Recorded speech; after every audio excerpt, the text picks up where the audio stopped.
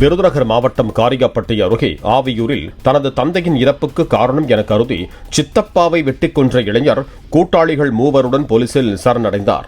கஞ்சா போதையில் இந்த கொலை நடந்ததாக போலீஸ் தரப்பில் கூறப்படுகிறது.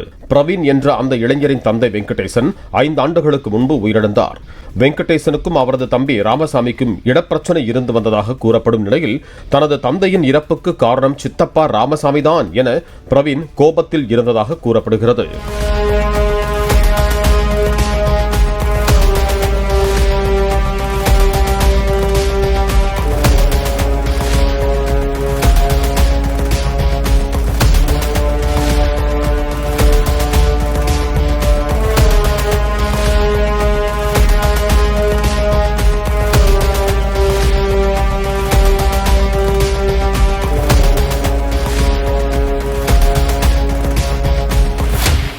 பிளே ஸ்டோர் மற்றும் ஆப் ஸ்டோரில் இருந்து பாலிமர் செயலியை QR கோடு மூலம் பதிவிறக்கம் செய்யுங்கள்.